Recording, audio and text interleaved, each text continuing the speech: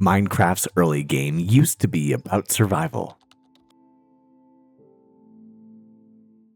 What happens to kicking back and enjoying the journey of Minecraft? Today, we'll slow down the pace a bit and enjoy Minecraft's early game for what it should be, a special experience. If that sounds like something you're in for, consider leaving a like on the video, as we have a goal of 175 likes. But before we get to building anything, I think that it's time to get some chores done here around the kingdom.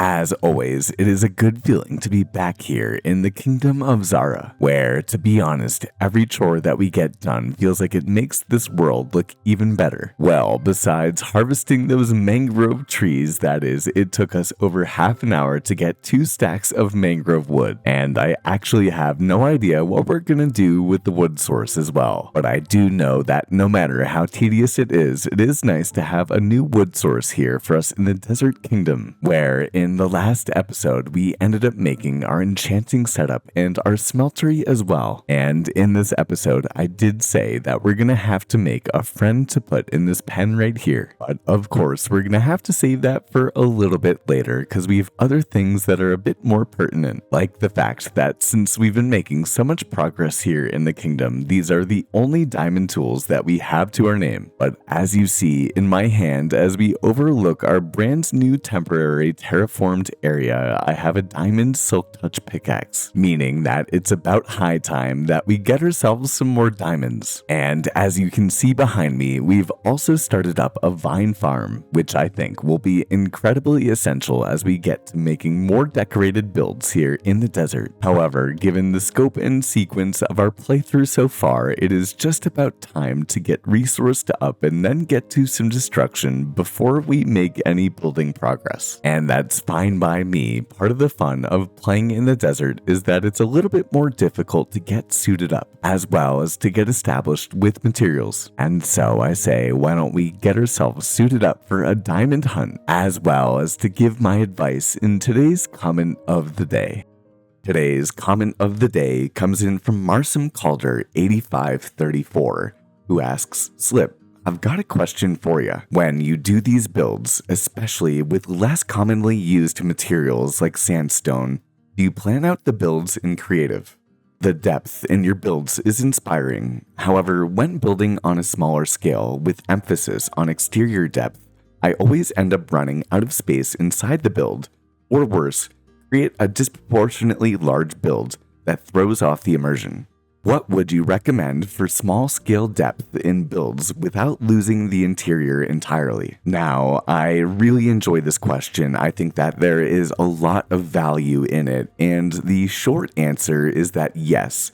When I'm building, especially my smaller, more detailed builds, I build them in creative mode, and I definitely have some tips that have been really helpful for me when it comes to adding depth to the exterior of small builds without necessarily sacrificing the interior. However, this is definitely something that I'm still working on as well, so I appreciate the compliment, but I'm still not a pro at this whatsoever. But what I've realized, especially over the last couple of months building these smaller builds, is that when you're building in creative, you actually are going to give yourself multiple layers of walls to build with at first. For example, if I was building in a 9x9 square, I would initially have that 9x9, but then I would have either one layer of walls completely inside of that build, and then another layer as well, depending on how much depth I want to add to the build. And what this allows for you to do is to keep the build small, but since you have multiple layers to work with, you kind of end up whittling down the objects using stairs and windows and so many different little texture elements in order to bring out more layers and add more complexity to the build over time as you do it. And for me personally, the area proportion that I've found to be the best when making a smaller build is 11 by 11 because it allows for you to have a couple of layers to add that extra depth, but then you still have enough space inside. And so I do think that there is something to be said when you are building smaller and smaller and smaller.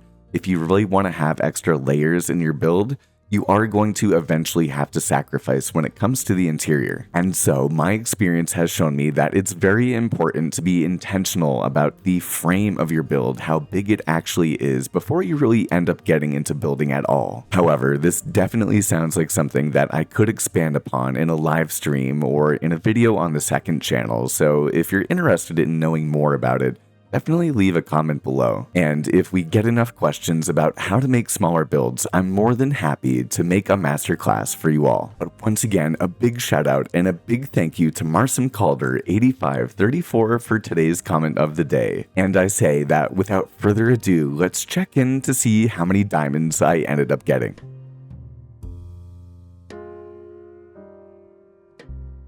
We are officially back with 42 diamonds to our name, which is honestly such a good feeling. As you can probably tell in my voice, it is 4:30 in the morning on Memorial Day, but we have been taking forever to get progress done in the world. It is finally time to get suited up with diamond armor, which we can get along to making right now with our first diamond chest plate, along with a pair of diamond leggings as well, and then a diamond helmet with, of course, a pair of diamond booties to kick, which we'll put on our frame as the sun sets in the kingdom of Zara.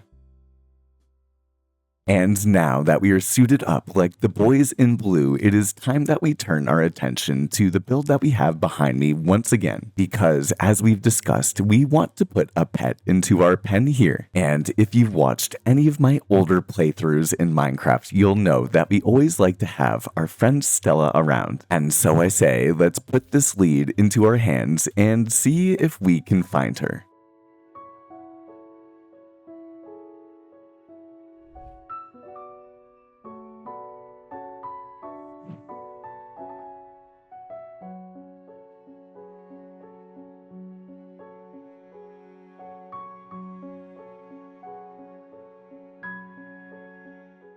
Now, I don't think that she recognizes us, but we have definitely found Stella. We just have to take it slow and steady so that we can get her on our lead.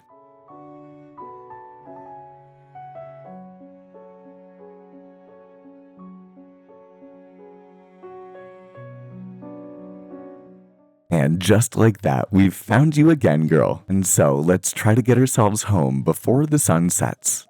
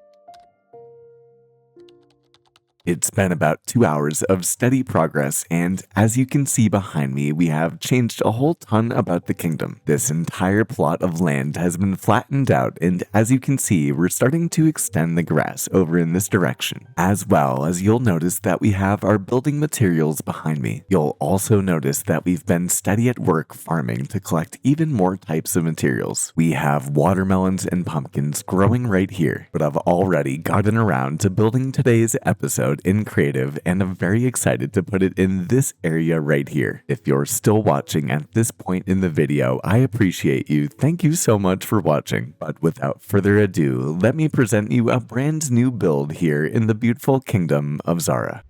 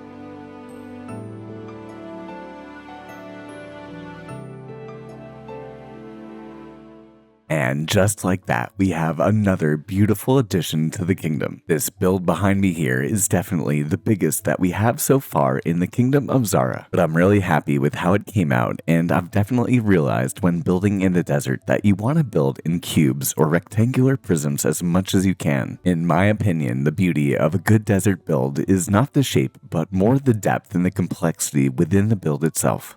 Around the build, we have plenty of barrels for storage piles, and this is a wonderful accent piece that you can add to the exteriors of your builds. And then on the left side here, we have a cherry sapling in a pot along with another potted plant, which adds that extra color pop that the desert really needs. Outlining the exterior, we also have a mixture of buttons and signs and spruce trapdoors, which you can see we've continued in other designs along the other sides. Along as you can see that on the sides, we also have some potted plants with some flowers in them too. And I think that the cactus in the pot is the perfect plant for the desert. You can see that on the top we've continued with the same design and some iron bars for windows. And then for some extra color and depth, we also have some leaves that are spiraling down as if the wind is blowing them. We can head inside to a beautiful looking interior where you'll notice that we have plenty of space for storage, and I love the use of the arches that we have here. Of course, we have tons of life with tons of potted plants. And for this build, I've decided to go with only sandstone for the floors, along with cut sandstone, as you can see with our staircase right here, where as the sun sets and it begins to fall tonight, you'll see that we have a very sparsely furnished upper deck where you can see the moon rise through the iron bars. And as you can hopefully see here, we have a beautiful look at the kingdom of Zara. Over time, as we get more and more bookshelves, we'll continue to furnish the interiors of all of the builds that we have in the kingdom here. But I did want to say that I want to name this build after a friend of mine. If you haven't heard of the Minecraft content creator named Throwlash, I highly recommend you taking a look at him. He makes wonderful Minecraft videos, and he's a great guy as well. So we're gonna name this new build Throw's Fossil Shop. As we take a step back and admire this build, I must say I am a very happy man. However, just as always, there's plenty of more work that we have to get done. So if you're still here, consider leaving a like on the video for Stella, and I say why don't we get